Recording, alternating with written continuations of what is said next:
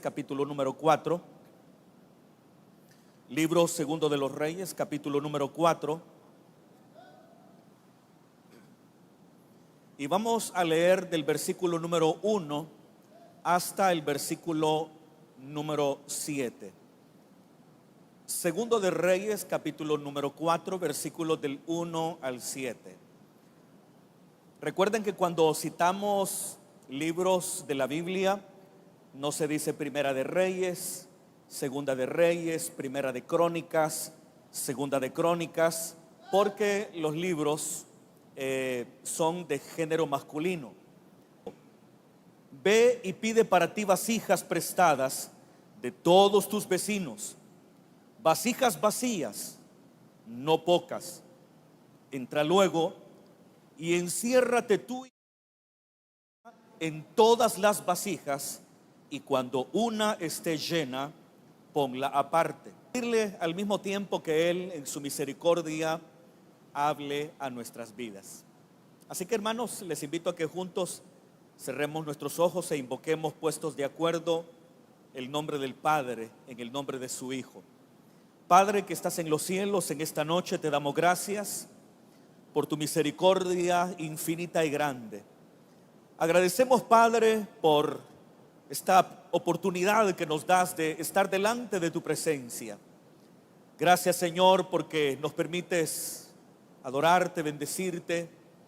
Gracias, Padre, porque tu Espíritu Santo continúa repartiendo sus dones entre tu pueblo para bendecir a tu pueblo, Señor. Señor, te damos gracias por la fortaleza que tu Espíritu Santo ha estado dando a tus hijos e hijas, por esa fuerza, por ese consuelo y por esa iluminación que tú has estado dando, Señor, a tu pueblo. Señor, hemos abierto tu palabra. Sabemos que ella es lámpara para nuestros pies y lumbrera para nuestro camino. Te pedimos, Padre, en el nombre de tu Hijo Jesús, que bendigas nuestras vidas a través de ella. Señor, nuestros corazones abrimos. Nuestras mentes a partir de este momento están receptivas para poder escuchar todo lo que tú, a través de tu divina palabra, quieres decirnos esta noche. Señor, envía tu buena palabra y que el Espíritu Santo que la inspiró abra nuestro entendimiento, dándonos revelación y sabiduría para poder comprender sus principios, sus preceptos y cada una de sus instrucciones. Señor, tu palabra no regrese a ti vacía, sino que cumpla el propósito por el cual tú la envías. Te lo pedimos en el nombre de tu Hijo amado Jesús nuestro Señor. Gracias, Padre. Amén y amén. Gloria al Señor. ¿Pueden sentarse, hermanos, esta noche? Hermanos, el título del sermón de esta noche es Dios, la última esperanza. Dios, la última esperanza. El pasaje bíblico, hermanos, que he tomado en esta oportunidad es el primero de un bloque de relatos que se suele llamar el ciclo de Eliseo, porque hay una serie de relatos que nos cuentan las actividades del profeta. Así como se habla de un ciclo de Elías, en el que también se nos cuentan las actividades del profeta en uno de los momentos religiosamente más oscuros de Israel, así tenemos también nosotros el ciclo de Eliseo. Y de los primeros relatos que nosotros encontramos en el ciclo de Eliseo, se encuentra en el que el profeta, buscado por una viuda, le da las respuestas que ella estaba buscando. No podemos, hermanos, precisar con exactitud en qué momento se produjo este milagro, ya que Eliseo fue profeta durante los reinados de reyes que pertenecieron a dos dinastías diferentes. la dinastía de Omri y la dinastía de Jehú. Eliseo fue profeta durante los reinados de algunos de los reyes de estas dinastías. La dinastía de Omri, que fue padre de Acab. Acab fue quizás el rey más conocido, pero su padre llegó a ser un rey muy poderoso. De hecho, Omri, el fundador de esta dinastía, que estaba compuesta por él, por su hijo Acab, por su nieto Ocosías, por su nieto Ocosías y por su otro nieto Joram, fue una dinastía muy poderosa. Omri fue un rey muy poderoso, el fundador de la ciudad de Samaria. De hecho, él adquirió esa tierra, ese montículo de tierra que más tarde llegó a conocerse como Samaria, porque se lo compró a un hombre llamado Semer. Entonces, Omri fue el fundador de una poderosa dinastía. Es más, en los anales asirios se habla de Omri, no se habla ni siquiera del rey David y su grandeza, no se habla del rey Salomón y no se habla de ninguno de los otros reyes de Israel o de Judá que tanto conocemos nosotros en la Biblia, sino que se habla de Omri. Y los asirios conocían a Israel como la tierra de Omri, y que los asirios, siendo un imperio tan poderoso, llamaran a la tierra de Israel la tierra de Omri, nos da una idea de el poder y la grandeza de este rey llamado Omri, y cuyo hijo llegó a ser tan conocido como fue el rey Acab. Entonces Eliseo desarrolló su ministerio durante la época de las dinastías de Omri y Jehú. Sin embargo, no empezó a desarrollar su ministerio desde el inicio de la dinastía de Omri, sino que empezó su ministerio durante la época de Joram, el último rey de la dinastía de Omri. Y si ustedes conocen la palabra del Señor, recordarán que Jehú fue el encargado de exterminar a la casa de Acab. Y cuando Jehú se levantó, enviado por Dios para exterminar la casa de Baal, la casa de Acab, y para destruir el culto a Baal, ambas cosas las hizo efectivamente Jehú. Con él empezó una nueva dinastía, con Jehú.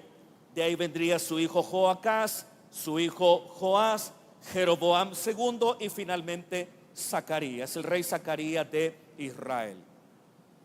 Entonces no podemos, hermanos, precisar en qué momento ocurrió este episodio. No sabemos si fue en la época de Joram, si fue en la época de Jehú, si fue en la época de Joacás o si fue en la época de Joás, aunque es muy probable que no haya sido en la época de Joás, porque para la época del rey Joás ya Eliseo era un anciano enfermo. Entonces no podemos, hermanos, precisar en qué momento de la historia de Israel se produjo este episodio, pero muy probablemente, hermano, este episodio tuvo lugar durante la época del rey Joram, que fue cuando Eliseo inició su ministerio. No puedo decir de manera concluyente que fue durante la época de Joram. Sin embargo, hermanos, teniendo en cuenta que el relato que encontramos en el capítulo 3, es decir, el capítulo que es anterior al que hemos leído, ahí se nos está hablando del rey Joram, que está iniciando prácticamente su reinado, y que se nos relata como un reino tributario, como el reino de Moab se había rebelado en contra de Joram, hijo de Acab. Entonces, si fue, hermanos, en la época de Joram, entonces tendríamos que concluir que la época en la que ocurrió este episodio fue una época dorada en el ámbito de lo político y de lo económico. Porque, hermanos, el iniciador de la dinastía de Omri, es decir, Omri mismo, fue un rey muy poderoso, fue un rey malo, un rey malvado. No obstante, fue un rey muy capaz, fue un rey políticamente muy competente. Y cuando muere Omri es sucedido por su hijo Acab. Si a nosotros nos preguntaran algo acerca de Acab, yo creo, hermano, que nosotros reservaríamos para él los peores adjetivos posibles, ya que la Biblia, cuando habla de Acab, lo presenta como lo peor, como uno de los peores reyes que tuvo Israel. Pero eso visto desde la perspectiva profética, eso visto desde la perspectiva de los hombres que escribieron esas historias inspirados por el Espíritu Santo. Pero si dejamos de lado las valoraciones de los profetas y si dejamos de lado las valoraciones de los escritores inspirados que nos cuentan la historia del rey Acab, vamos a concluir que uno de los mejores reyes que tuvo Israel fue el rey Acab. Claro está, no desde el ámbito de lo espiritual, sino desde el ámbito de lo político. ¿Por qué se lo digo? Es simplemente cuestión de conocer la historia bíblica y un poco la historia subyacente del imperio asirio y del reino de Siria. Para contarles, hermanos, en breves momentos lo que hizo Acab, bastará con decir que Acab fue un rey que logró tener paz con el reino de Judá. Judá e Israel estuvieron en guerra desde el inicio mismo. Desde el momento en que el reino de Israel se dividió en dos, en los días de Roboam, hijo de Salomón, desde la división misma del reino, el reino de Judá y el reino de Israel estuvieron en continua guerra, estuvieron en guerra, Israel contra Judá y Judá contra Israel. Sin embargo, Acab tuvo la capacidad de hacer una alianza con el reino de Judá, de tal manera que durante el reinado de Acab ya no hubo más guerra entre Judá e Israel. Y una prueba de ello es aquellos relatos de la Biblia donde nos cuentan esa cercanía que Acab de Israel tuvo con Josafat de Judá. Pero no solo eso, Acab tenía una importante alianza con el reino fenicio. Los fenicios eran un pueblo del mar que se encontraba al norte de Israel y era un pueblo económicamente muy pujante. Entonces Acab tenía una alianza estratégica con los fenicios, sobre todo porque él estaba casado con una fenicia, porque Jezabel no era israelita, sino que ella había sido una princesa sirofenicia. Entonces el matrimonio entre Acab y Jezabel garantizó importantes acuerdos comerciales con los fenicios, que eran un pueblo del mar y económica y comercialmente muy poderoso.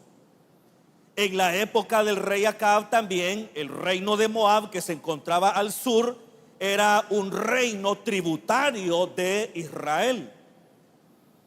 De tal manera que el reino de Moab le daba enormes riquezas al reino de Israel cada año. Pero no solo eso. Acab también fue un hombre que supo hacer una alianza estratégica con los sirios. Si usted conoce la historia bíblica, se dará cuenta que una espina que siempre tuvo Israel fueron los sirios. Los sirios fueron un verdadero problema para Israel. Sin embargo, Acab logró en un momento determinado hacer una alianza estratégica con los sirios. Y esa alianza le permitió abrir nuevos mercados en Damasco, que era la capital del reino sirio. Entonces, esto, hermano, nos da una idea de el gran rey que era Acab. Tiene una alianza importante con los fenicios, tiene una alianza importante con los sirios, logrando poner en la capital de Siria productos israelitas. Fue un impulsor importante del comercio, que por cierto, esa alianza entre Acab y el rey sirio resultó ser provechosa, porque más al norte había una potencia poderosa llamada Asiria, que venía avanzando hacia el sur, y los países que iba a aplastar eran Siria, Israel y Judá. Pero la alianza que había hecho Acab con Siria le permitió construir una alianza mucho más grande para enfrentar a los sirios. Y efectivamente hay una batalla muy célebre, que fue la batalla de Karkar. De esa batalla no habla la Biblia, pero sí nos lo cuentan la historia universal. Hubo una guerra importante en Karkar, donde la alianza, que estaba constituida entre otros pueblos por los sirios y los israelitas, lograron frenar el avance poderoso de Salmanasar III, que era el rey de Asiria en esa época. Y no solo eso, los antepasados de Omri, de Acab, habían perdido mucho territorio que había quedado en manos de los sirios, y Acab fue capaz de recuperar toda la tierra que Israel había perdido durante esa época. Entonces, el reino de Israel durante la época de Acab fue un reino poderoso, como digo, hermano, política y económicamente hablando. Acab fue de los mejores reyes que tuvo Israel. Por eso, cuando Acab muere, se destaca que él construyó un palacio de marfil y que construyó muchas ciudades. Hermano, si a nosotros nos correspondiera evaluar a Acab sobre la base de lo que acabo de decir, sobre la base de esa habilidad que tenía de construir acuerdos políticos y comerciales con sus enemigos, de esa habilidad que tenía para hacer la paz con sus enemigos, de esa habilidad que tenía para impulsar el comercio en Israel, de esa habilidad de usar la fuerza para tener dominado a un reino tributario como Moab, hermano, o que hubiera una gran riqueza, nosotros hubiéramos dicho definitivamente que Israel, entre sus mejores reyes, tuvo al rey Acab. ¿O no es así, hermano? A esa conclusión llegaríamos, que Acab fue lo mejor que tuvo Israel. Pero usted sabe, hermano, que cuando leemos la Biblia nos vamos a dar cuenta que la Biblia evalúa a Acab con una norma diferente. Los seres humanos pueden evaluar a los seres humanos con sus propias normas. Los seres humanos pueden evaluar a sus gobernantes bajo sus propias normas. Pero Dios tiene otras normas para juzgar a los gobernantes. ¿Me está viendo, hermano? Y si bien es cierto, uno de los más grandes reyes de la dinastía de Omri fue Acab, por todo lo que ya les mencioné, no obstante, cuando le preguntaron a Dios, ¿tú qué opinas de Acab? Mira su poder para hacer negociaciones, mira cómo ha impulsado el comercio de Israel, mira cómo ha hecho la paz con los sirios, mira cómo ha hecho la paz con Judá, mira cómo ha impulsado a Israel hasta los fenicios, mira cómo ha logrado dominar a sus enemigos. Dios hubiera dicho, Acab es lo peor de lo peor. Eso es lo que dijo Dios. ¿Me está oyendo, hermano? Por eso es que uno tiene la idea de Acab como lo peor de lo peor, ¿Pero por qué? Porque estamos tomando el juicio evaluativo de los profetas y de los que escribieron acerca de Acab, inspirados por el Espíritu Santo. Pero si ignoramos a los profetas y si ignoramos a los que, inspirados por el Espíritu Santo, hicieron juicios evaluativos acerca de Acab, nos vamos a dar cuenta que realmente Acab, aunque para los hombres fue lo mejor de lo mejor, para Dios fue lo peor de lo peor. Entonces, quiere decir entonces, hermano, que la época en que ocurrió este suceso fue una época, hermanos, económicamente pujante, porque Acab le heredó un reino fuerte a sus hijos, a Ocosías, que solo gobernó 2 años, y luego Joram, que gobernó 12. Entonces podríamos decir que si esto ocurrió en la época de Joram, entonces esta era una época en que Israel todavía tenía el esplendor que le habían dado Omri y Acab, porque Israel empezó a declinar con el reino de Jehú, y esa declinación continuó durante el reino de Acaz, hasta que finalmente tuvieron un respiro durante la época del rey Joás y un levantamiento absoluto como nación en la época de Jeroboam II. Pero todo lo que estoy diciendo, hermano, está en la Biblia. No vaya a pensar que yo estoy inventándome otras cosas. Ese librito que usted tiene en las manos, todo lo que yo he dicho está ahí. Bueno, alguna que otra cosa que he tomado tal vez de la historia universal, que es de dominio público. Pero entonces, hermano, nos encontramos frente a una época de pujanza, una época en la que Israel era una nación fuerte, una nación poderosa. Como digo, todavía conservaba el brillo que le habían dado Omri y el rey Acab. Pero a pesar de eso, hermano, nos encontramos con una familia que vive en una situación de pobreza. En una situación de pobreza, en una situación, hermanos, que rayaba prácticamente, hermano, en la miseria. Porque el hecho, hermanos, de que Acab haya construido un palacio de marfil, el hecho de que Acab haya recuperado ciudades que le habían sido arrebatadas por los sirios a sus antepasados, el hecho de que Acab hubiera impulsado la construcción y hubiera edificado muchas ciudades, que es lo que nos dice el escritor al final del libro del Primero de los Reyes, a pesar de toda esa pujanza y toda esa prosperidad y todo ese dinero que recibía de Moab, de todas maneras, hermano, en Israel había gente pobre. ¿Me escuchan, hermano? En Israel había gente pobre. Es que mire, hermano, el problema es, y esto ha pasado a lo largo de toda la historia humana, ha pasado y continuará pasando. Las riquezas de los pueblos siempre se quedan en pocas manos. ¿Me escucha, hermano? Las riquezas de las naciones siempre quedan en pocas manos. Y eso así ha sido a lo largo de toda la historia. Y así, hermanos, continuará siendo hasta que el Señor vuelva otra vez, hasta que Dios ponga a los enemigos de su Hijo por estrado de sus pies.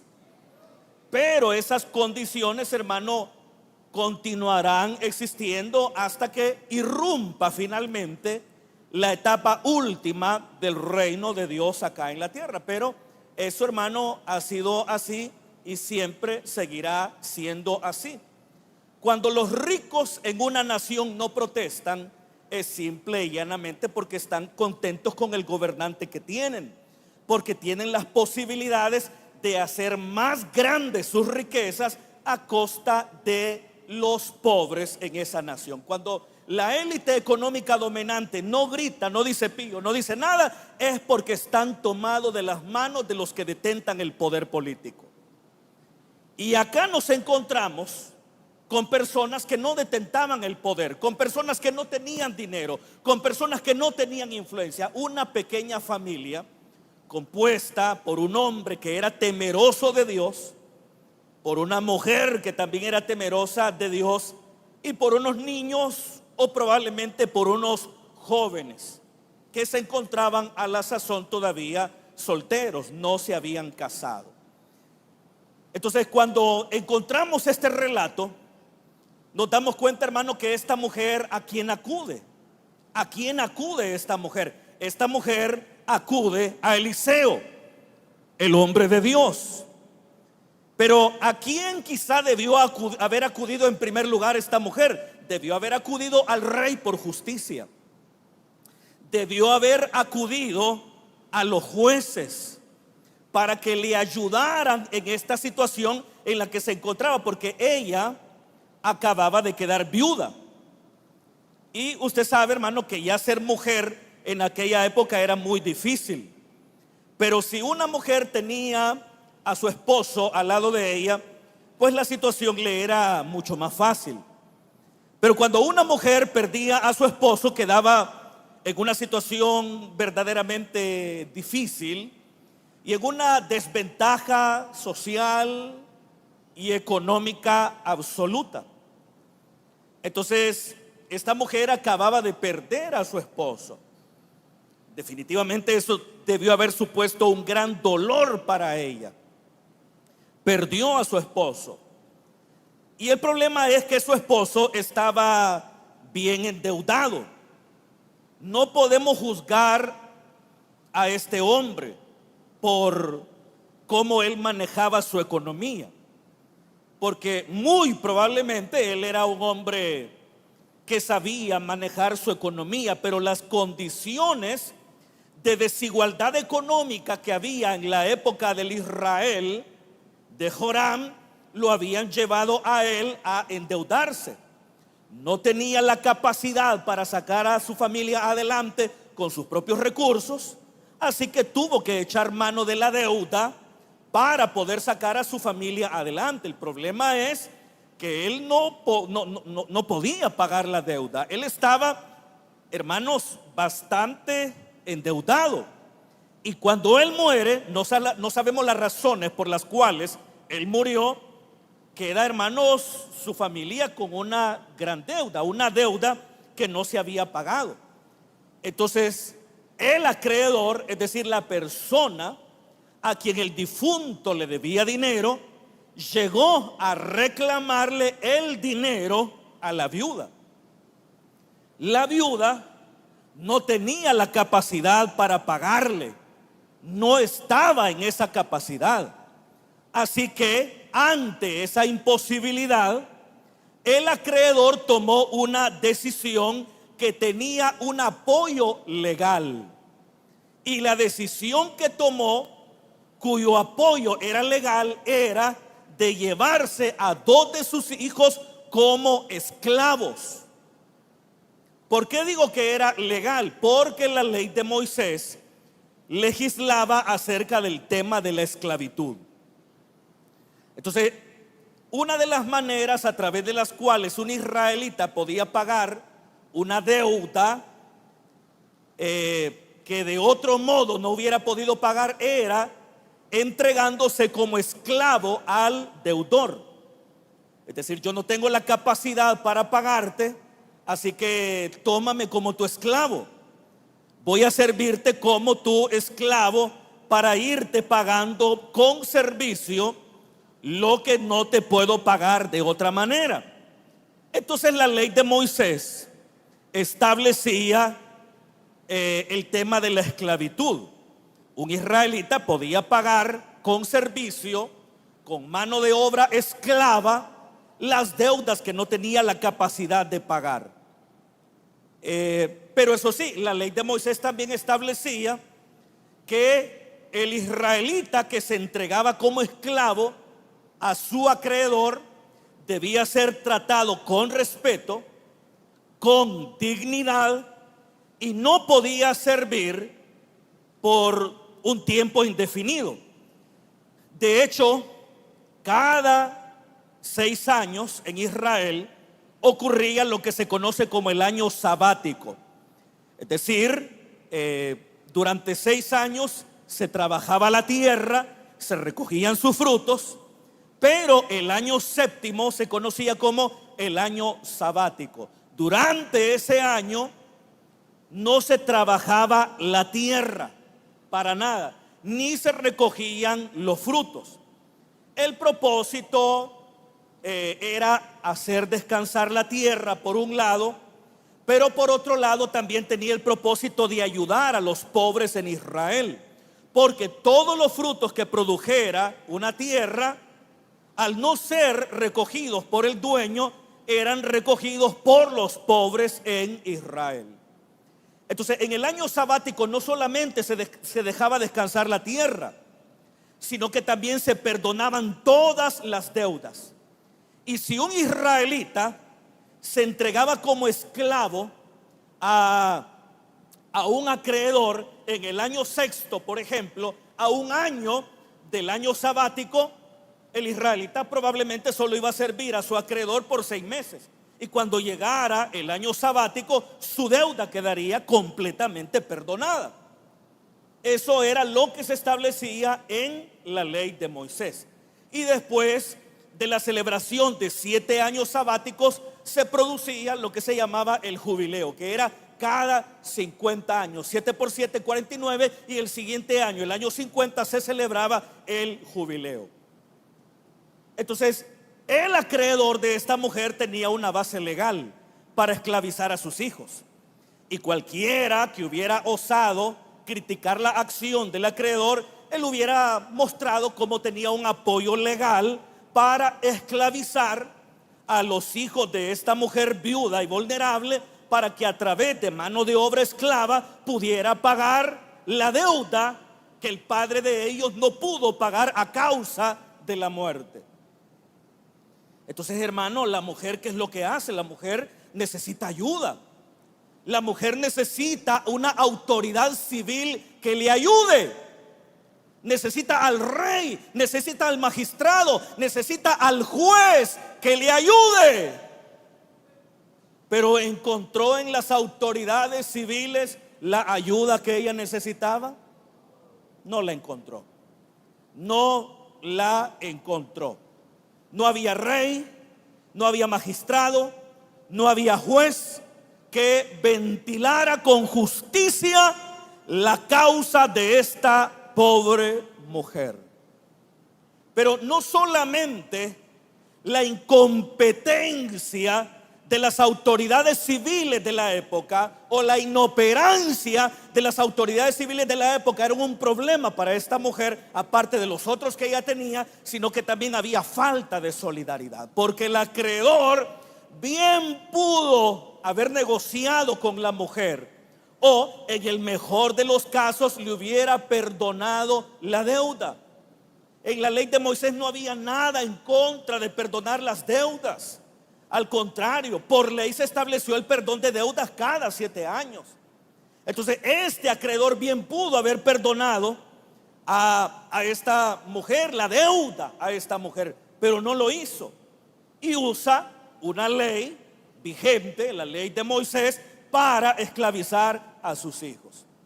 Hermano, esto nos muestra que de pronto pueden haber cosas que se hacen legalmente, pero no son justas. ¿Me escuchó, hermano? Hay cosas que son legales, pero no son justas. Y de allí que podemos distinguir entre leyes justas e injustas.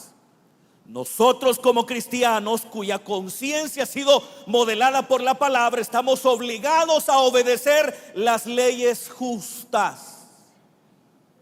Pero por nuestra conciencia también estamos obligados a desobedecer las leyes injustas. Y con gusto recibiremos el correspondiente castigo de las autoridades civiles.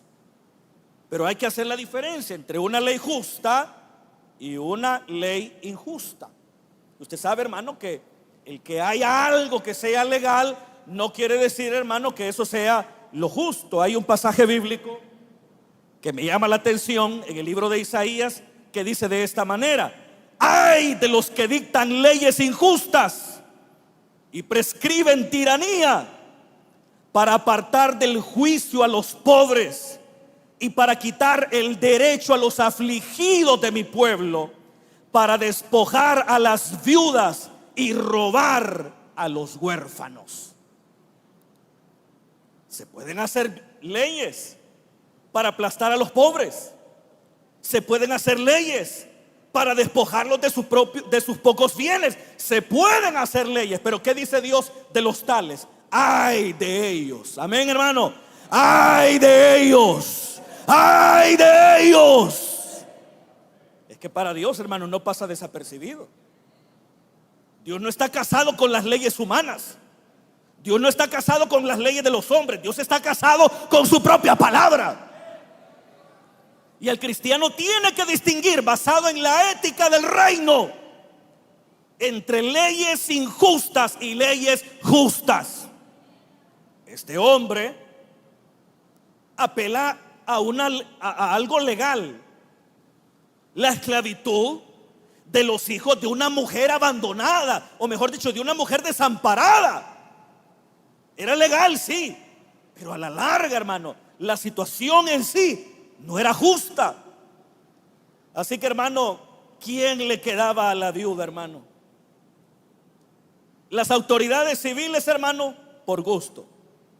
Y eso así ha sido siempre, hermano, por gusto. Y sigue siendo así aquí también, por gusto, hermano. ¿Podía encontrar solidaridad para ella siendo una mujer necesitada? No, hermano.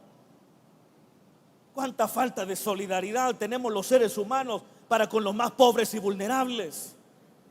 Y esta mujer no tiene ni justicia de parte de las autoridades civiles, ni tampoco solidaridad de parte de los que le rodean. Entonces, ¿qué le queda a esta mujer? Solo le queda Dios.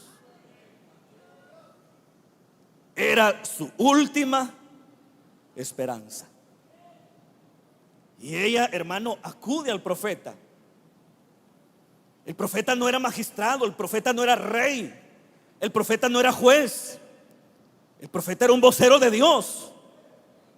Sin embargo, Dios capacitó a Eliseo para que los milagros que él realizara fuera para ayudar a los pobres y los vulnerables. Porque si usted ve prácticamente todos los milagros de Eliseo fue para ayudar a los pobres, fue para ayudar a los vulnerables, a los hambrientos, a los que no tienen ni siquiera dinero para comprar un hacha para trabajar. Los milagros de Eliseo eran eso.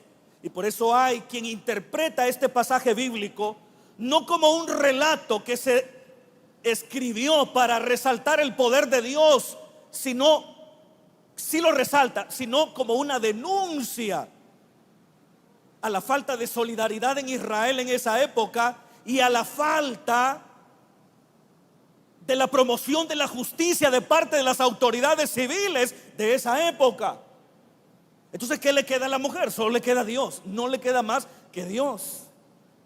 Y también a nosotros, hermanos, no nos queda más que Dios. Ojalá algún día las autoridades civiles hicieran su trabajo. Ojalá un día los que legislan hicieran bien su trabajo. Ojalá un día los jueces no se vendan al mejor postor y hagan su trabajo. Ojalá.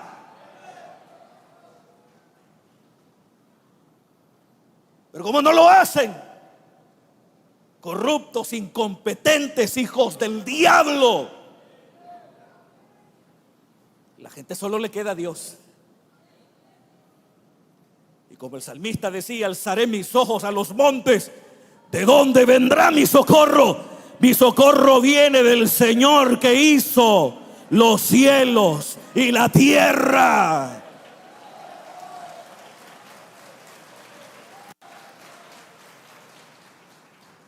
Para aquellos que no les han hecho justicia, para aquellos que no han sido objeto de la solidaridad de los que les rodean, para ustedes es la palabra. Dios se la va a ver con esa gente. Pero ¿qué hizo la mujer? Acude al profeta y le dice: tu siervo, mi marido, era un hombre temeroso de Dios. El esposo de ella era parte del grupo que se conoce como la Escuela de los Profetas, que fue un movimiento que inició Elías. Después de tantos profetas asesinados durante la época de Acab y Jezabel. Entonces era un hombre temeroso de Dios. Era un hombre temeroso de Dios. Pero se murió. Los justos también sufren. Entonces ella va donde el profeta y le dice: tu siervo, mi marido, ha muerto. Y tú sabes que él era temeroso de Dios y ha venido el acreedor para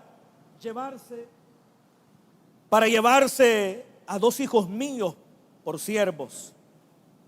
Pero mire lo que le dice el profeta en el versículo 2. Y Eliseo le dijo: ¿qué te haré yo? Declárame qué tienes en casa.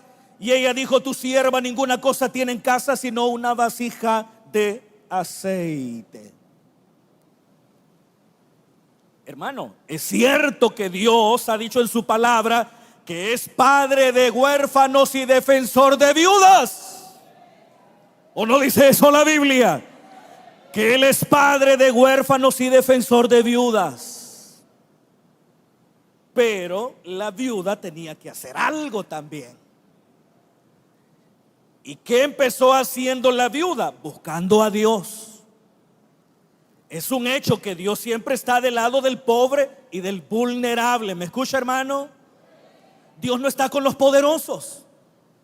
Eso es una mentira que se ha construido a lo largo de toda la civilización humana. Dios no está con los poderosos. Dios está con los de abajo, con los vulnerables, con los pobres, con los excluidos, con los marginados.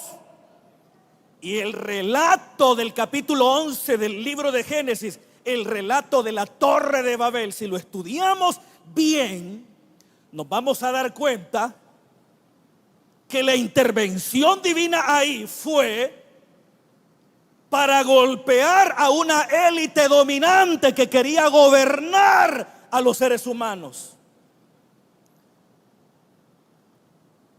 Un día tal vez reflexionemos sobre eso. De la torre, la divinidad que desciende a la cumbre o a la punta de la torre, que eran mitos de la antigüedad. Pero Dios siempre ha estado con los de abajo. ¿Me escucha, hermano? Ha estado siempre con los de abajo. Los de arriba quieren hacerse amigos de Dios y lo mencionan, pero son hipócritas, mentirosos, y toman el nombre de Dios en vano. Dios ha estado con los de abajo.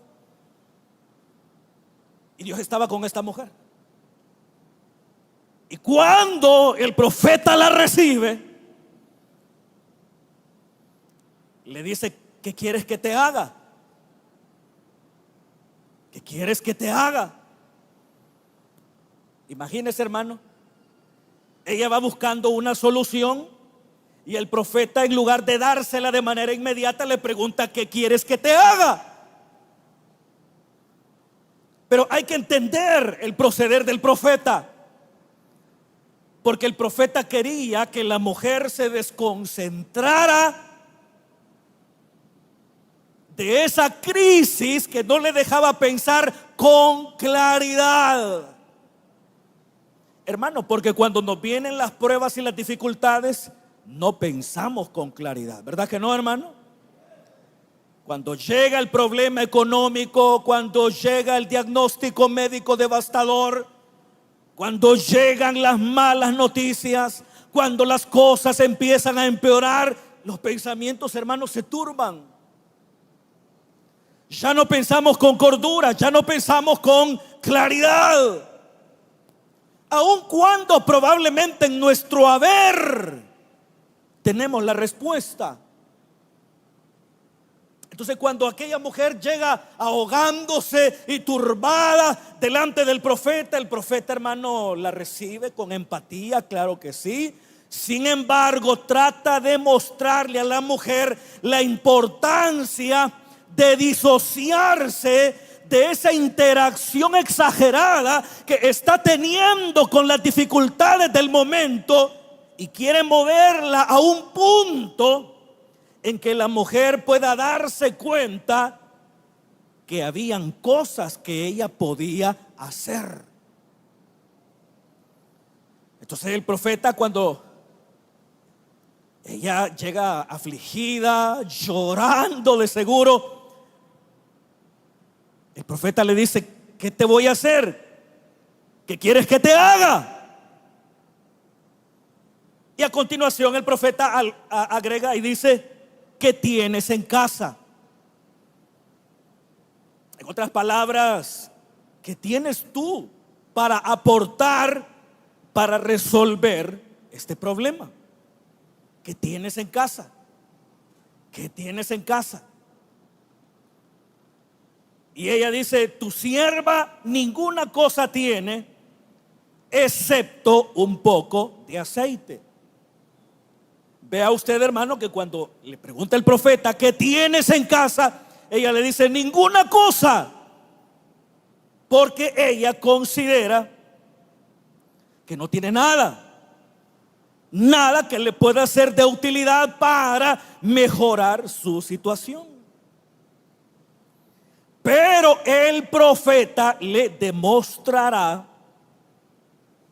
que siempre hay algo que nosotros podemos hacer para mejorar nuestra situación. Claro, en el momento uno dice: aquí no hay, es que no hay nada que hacer. Yo pienso por un lado, pienso por otro, y aquí no hay absolutamente nada que hacer. Siempre hay algo que nosotros podemos hacer. Lo imposible lo hace Dios, pero siempre habrá algo que nosotros podemos hacer. Siempre habrá algo que podemos aportar. Siempre habrá algo que tenemos y que puede sernos de utilidad para resolver nuestra situación. Pero la mujer, ante la pregunta del profeta, dice: yo no tengo nada. Y de pronto se acuerda que tiene un poquito de aceite y le dice: pues tu sierva ninguna cosa tiene excepto un poco de aceite.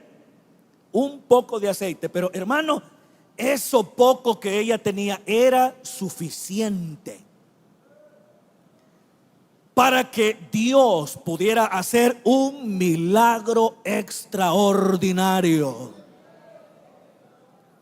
Hermano, Dios con cosas pequeñas puede hacer cosas grandes. ¿Usted cree eso, hermano? Con cosas pequeñas Dios puede hacer cosas grandes. Y eso, hermano, está en la Biblia, en una gran cantidad de pasajes de cómo Dios hace cosas grandes desde lo pequeño, desde lo insignificante. El reino de Dios, cuando Jesús dijo: ¿a qué compararé el reino de Dios?, el Señor Jesús empezó a pensar: ¿a qué compararé el reino de Dios? Y Jesús dijo: lo compararé a un grano de mostaza. También lo comparó a un poco de levadura que es puesta por una mujer dentro de la masa para leudarla. Hermanos, Dios puede hacer cosas grandes con cosas pequeñas. Y siempre hay algo que nosotros podemos hacer para, guiados por su Espíritu Santo, resolver las situaciones adversas que estamos viviendo. Entonces, cuando el profeta oye que aquella mujer le dice: tu sierva ninguna cosa tiene sino solamente un poco de aceite, Eliseo en ningún momento le dijo: pues sí, la verdad que no tenés nada. Entonces sí, tu situación es peor de lo que yo pensé. ¿Le dijo eso el profeta? Al contrario, el profeta sabía que era suficiente, porque el profeta sabía el poder del Dios al cual él servía. Y le dice a la mujer: ve y pide prestadas vasijas. Ve donde todos tus vecinos y pide vasijas prestadas. Pero ¿sabe qué agrega el profeta? En la parte final del versículo 3, ¿qué dice, hermano? Las dos últimas palabras del versículo 3, ¿qué dicen? Que dice: no pocas. No pocas. Es que nosotros siempre pensamos de manera limitada, ¿o no es cierto, hermano? Siempre.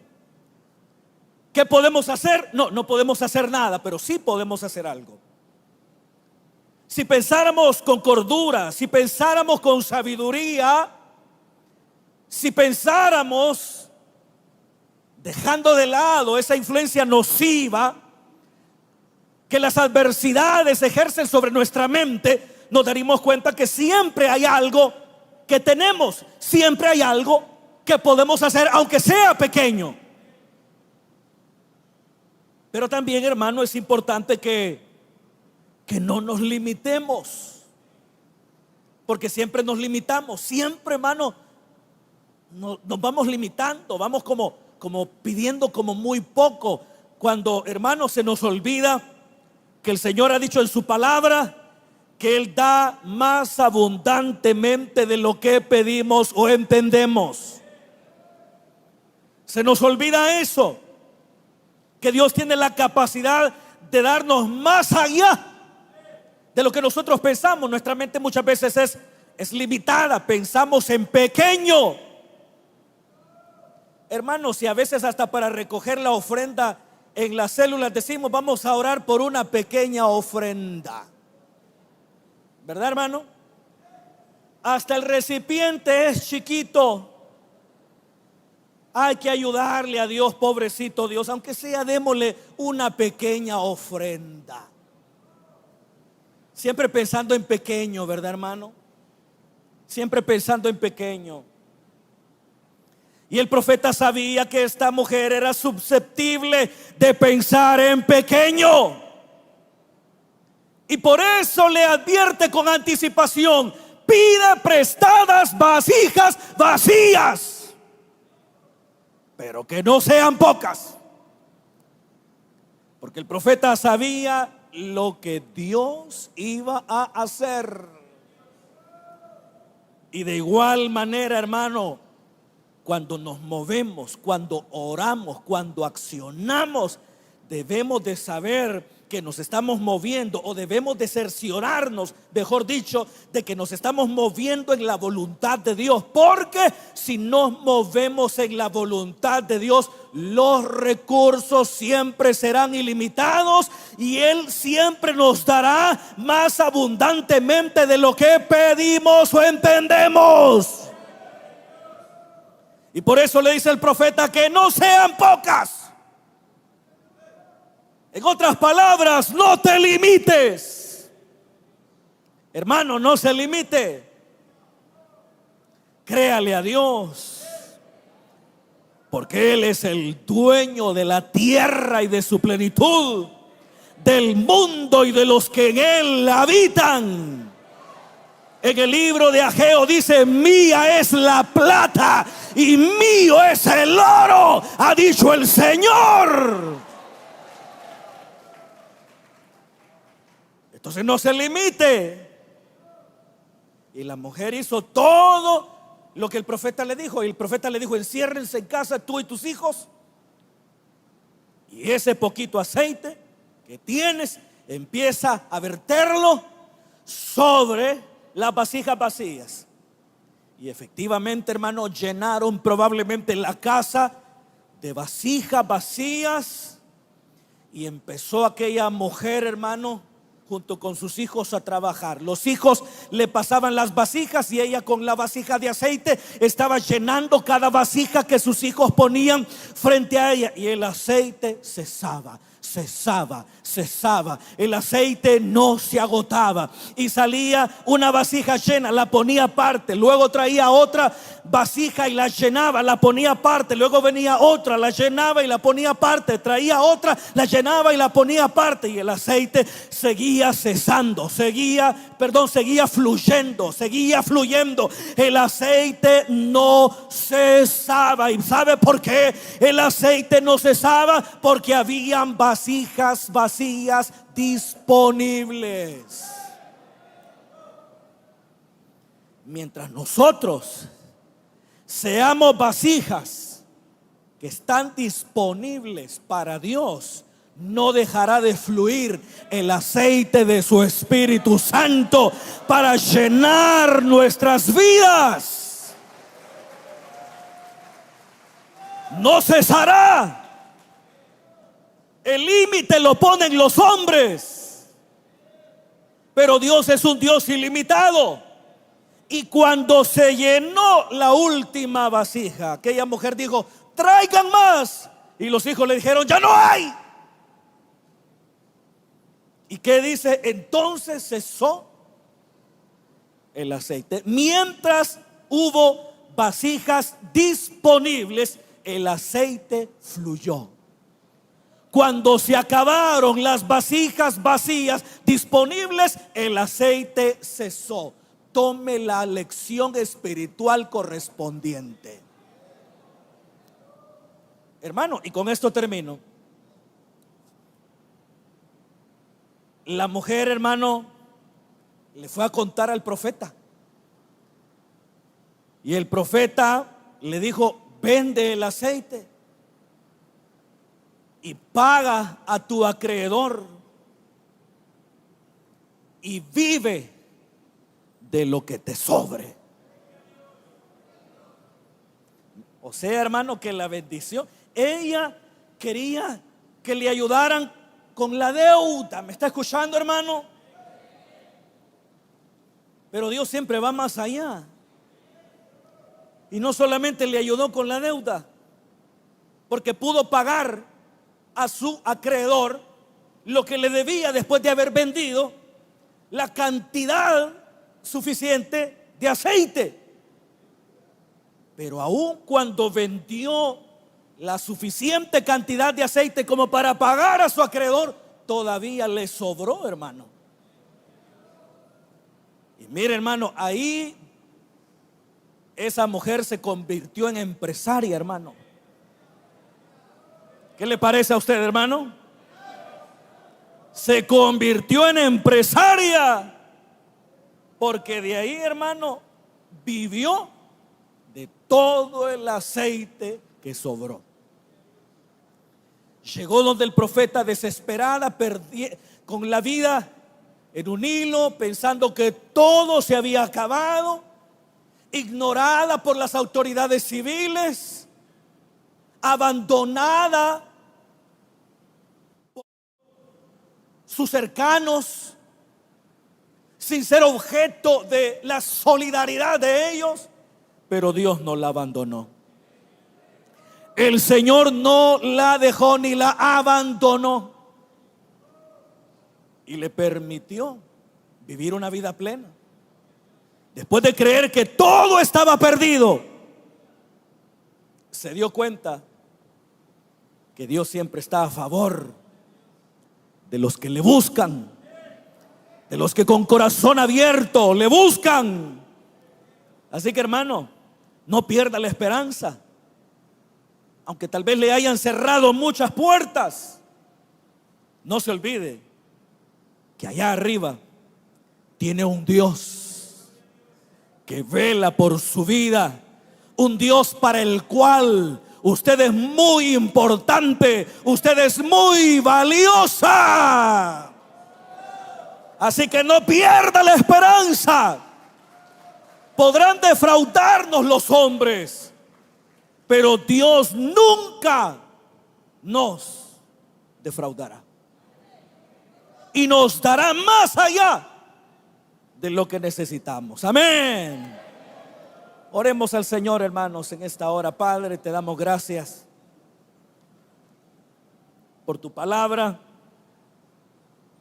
porque a través de ella, Señor, tú nos muestras que aun cuando las puertas se han cerrado, aun cuando los hombres nos han defraudado, tú, Señor, estás allí para ayudarnos, para levantarnos y para sacarnos adelante.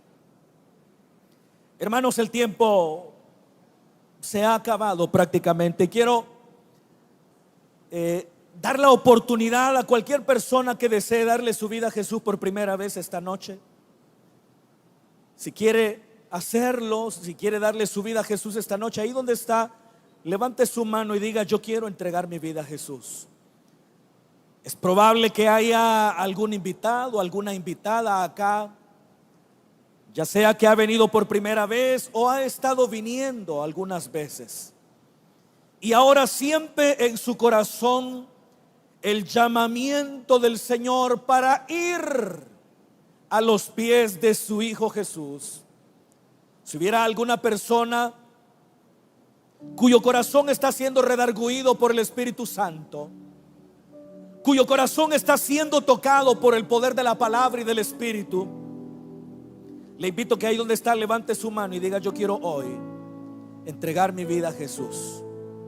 O si hubiese alguien que, habiendo conocido al Señor, se apartó, alguna crisis, alguna dificultad le hizo perder la fe, le hizo perder la confianza en el Señor, y se fue, se apartó, y ahora sabe, ahora entiende que debe volver al pastor y obispo de su alma. Si hubiera alguna persona que en esta hora quiere darle su vida a Jesús por primera vez o se quiere reconciliar, puede hacerlo en este momento. El Señor nos ha hablado claramente a través de su palabra, así que no podemos arguir ni ignorancia ni falta de comprensión. Gloria al nombre del Señor. Si no hubiera ninguna persona, entonces damos gracias a Dios por su palabra. Padre, gracias por tu palabra, Señor, porque a través de ella nos muestras que siempre estás de nuestro lado. En tus manos encomiendo a tu pueblo, ese pueblo, Padre, que llora, ese pueblo que ha sufrido, ese pueblo que ha sido golpeado. Te ruego por tu pueblo, Señor, para que tú les bendigas, les ayudes, les sustentes e intervengas con mano poderosa y brazo extendido. Gracias, Señor.